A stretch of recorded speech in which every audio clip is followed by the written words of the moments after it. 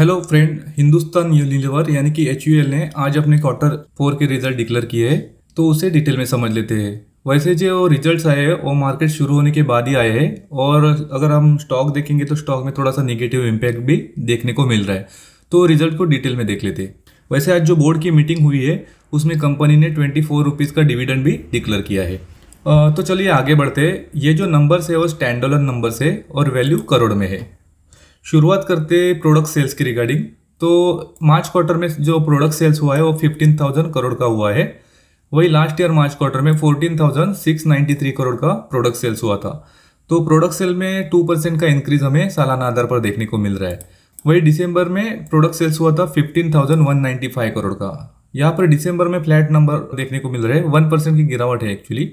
जो मार्केट का जी बिजनेस का अनुमान था प्रोडक्ट सेल्स के रिगार्डिंग वो अराउंड 15,225 करोड़ का था, तो उससे स्लाइडली कमजोर हमें जो प्रोडक्ट सेल्स है देखने को मिल रहा है। अब टोटल इनकम देखते हैं। तो मार्च क्वार्टर में टोटल इनकम रहा है 15,513 करोड़ का। वही लास्ट ईयर मार्च क्वार्टर में 15,077 करोड़ का टोटल इनकम रहा था। तो यहाँ पर सालाना आधार पर 3% का इंक्रीज देखने को मिल रहा है। वही दिसंबर क्वार्टर में जो टोटल इनकम जनरेट हुआ था वो था 15,720 करोड़। तो यहाँ पर भी 1% का एक्चुअली फॉल देखने को मिल रहा है क्वार्टर ऑन क्वार्टर बेसिस पे। अब कंपनी के टोटल एक्सपेंसेस देख लेते हैं। तो टोटल एक्सपेंसेस रहे मार्च क्वार्टर में 12,136 करोड़ के। वही लास्ट ईयर मार्च क्वार्टर में 11,813 करोड़ के टोटल एक्सपेंसेस रहे थे, और दिसंबर क्वार्टर में 12,251 करोड़ के टोटल एक्सपेंसेस रहे थे। तो खर्चों में अगर देखेंगे तो कंट्रोल में कंपनी के खर्चे दिखाई दे रहे हैं। नेट प्रॉफिट देखते हैं।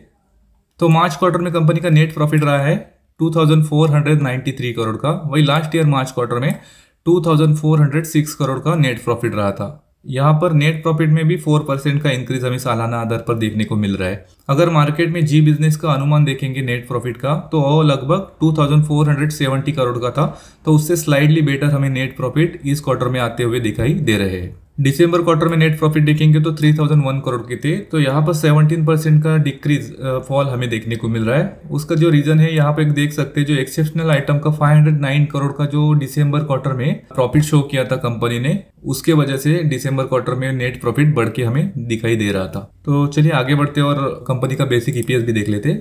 मार्च क्वार्टर में जो बेसिक EPS रहा है वो 10.61 रुपीज़ रहा है। वही लास्ट ईयर मार्च क्वार्टर में 10.25 रुपीज़ रहा था, और दिसंबर में 12.77 रुपीज़ रहा था। तो यहाँ पर भी ठीक है, सालाना आधार पर स्लाइडली इंक्रीज हमें देखने को मिल रहा है। अगर ओवरऑल रिजल्ट देखेंगे तो न्यूट्रल है, क्योंकि सालाना आधार पर अगर हम लोग ऑपरेशन रेवेन्यू देखेंगे तो स्लाइडली 2% का इंक्रीज देखने को मिल रहा है। वही नेट प्रॉफिट में भी सालाना आधार पर 4% का इंक्रीज देखने को मिल रहा है। अगर ऑपरेशन रेवेन्यू देखेंगे मार्केट का जो अनुमान था उसके अकॉर्डिंग तो स्लाइडली कमजोर ऑपरेशन रेवेन्यू दिखा था, लेकिन जो नेट प्रॉफिट है वो मार्केट के अनुमान से स्लाइडली बेटर हमें देखने को मिला था इस क्वार्टर में। वही अगर लास्ट 3 महीने में स्टॉक का परफॉर्मेंस देखेंगे तो स्टॉक में सिर्फ 2% की तेजी हमें देखने को मिली है। आपको रिजल्ट कैसे लगे प्लीज कमेंट करके बता देना, और वीडियो को लाइक करके चैनल को सब्सक्राइब कर देना। Thank you.